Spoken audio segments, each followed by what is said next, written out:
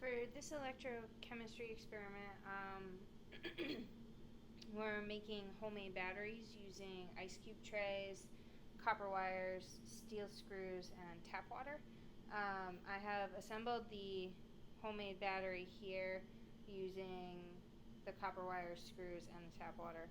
Um, Each one of the little cubes in the ice cube tray represents what we call one cell.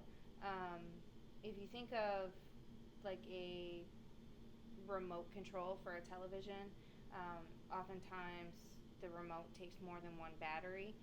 So this ice cube tray, one cell, is like one battery in your remote control.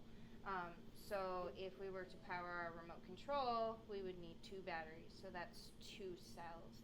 So here we have, in between the cells, we have this little setup here, a steel screw with copper wire in this fashion, so that when I place the screw and the wire into the tray here, the copper wire hooks over the edge of the ice cube tray, so the screw is in one compartment and the wire is connecting to the next compartment. So this connection here allows the electrons to transfer from cell number 1 to cell number 2.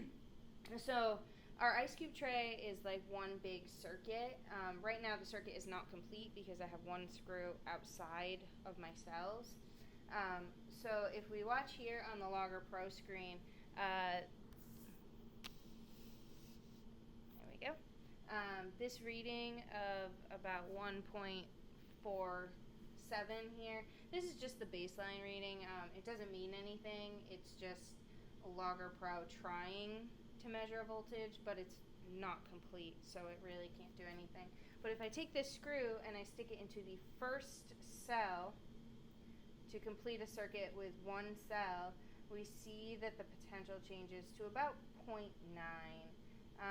So if this was my experiment, I would click collect and wait for the voltage to stabilize and then collect that data point.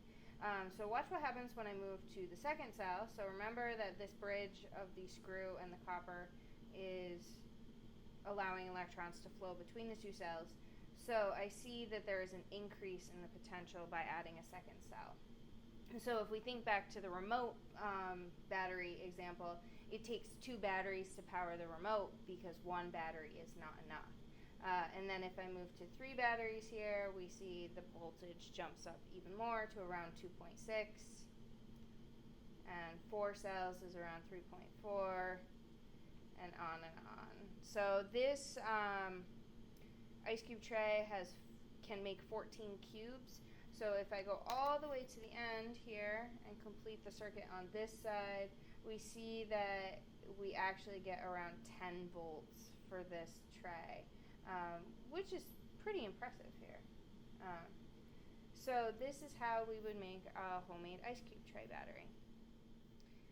So ideally, when we make batteries, we want them to power devices.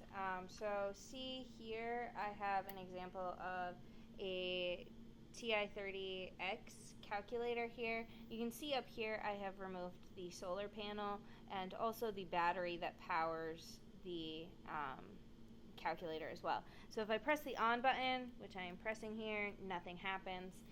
But if I hook this up to my battery, just complete the circuit here, attach the screw to one of the leads, I can actually turn on the calculator just by inserting the screw into one of the cells here. So you can see now it says memory cleared, it's now on, and if I take the screw out, set it off to the side, we can see that the power fades from the battery.